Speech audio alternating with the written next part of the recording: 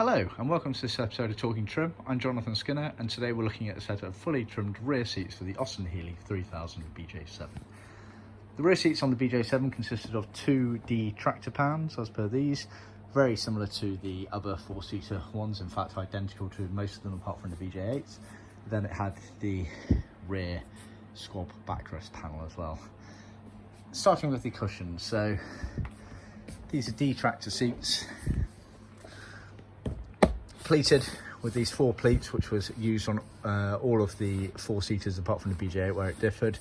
Then you have the surrounds here. They're onto a metal frame. We've trimmed them the exact same way they came out the factory with the string technique at the bottom there, which isn't essential, but we do it that way anyway. And you get a pair of them obviously like that. So we've actually replaced these seat frameworks as well, as you can see there. That's our label there. His old ones are pretty knackered. It's worth noting before I continue that these seats are full leather, so they are not leather faced or leather in inverted commas as a lot of other suppliers refer to them. They are full leather, meaning that every element of them is leather apart from the piping, which is always Leathercloth. This is going to become most apparent on this backrest squab here. So originally when they left the factory, this pleated panel here was leather, but then the surround there and the back here was vinyl. That's what a lot of other suppliers refer to as leather. However, we do not. We refer to that as leather faced because the facings are leather, whereas this is full leather because everything is leather. There is no vinyl.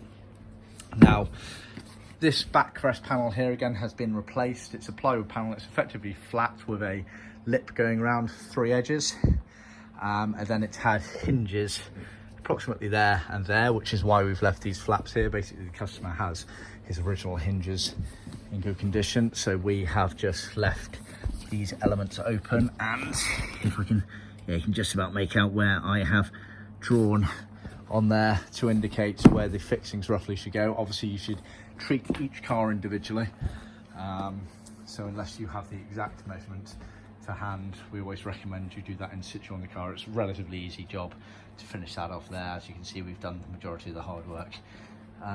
You get the two rows of piping for the border edge here going all the way along. Then on the back, if I turn it over, the customer did send us his old little chrome handles there, so we've put those back in place on there for him. So normally we obviously just supply seat covers and seat hardware should you need it, but we can supply them fully trimmed up if you want us to do the hard work for you. And as demonstrated here, we cover our bases, making sure that if there's anything that's not quite set in stone with these classic cars, as was often the case due to the era of inconsistent manufacture, then we leave the options open, i.e. the flaps there for where the hinges are and things like that. So don't worry, we know what to expect with these cars, and we know the best way to tackle them if we're doing part of the job for you.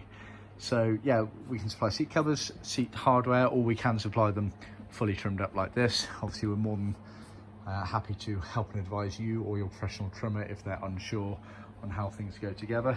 We've been doing this a long time. We know the tricks of the trade. We do the same cars over and over and over again, so we've seen most variants and most problems that do rear their ugly head sometimes, so just bear that in mind, especially if you're about to go down a one-way street. Contact us first and we can advise. But yeah, that's basically it. Thanks for tuning in. Please remember to like, subscribe and share with other classic car enthusiasts. Until next time, see ya.